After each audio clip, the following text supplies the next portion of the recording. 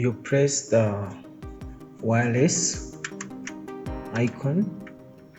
button together with the stop button, or with the letter X, the button with the letter X, all together.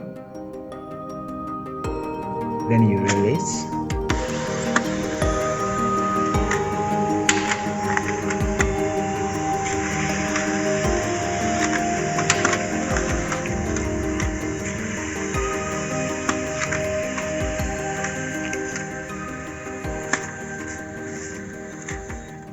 And that is how you print the self-test or device configuration report on HP LaserJet P1102w printer. Thank you.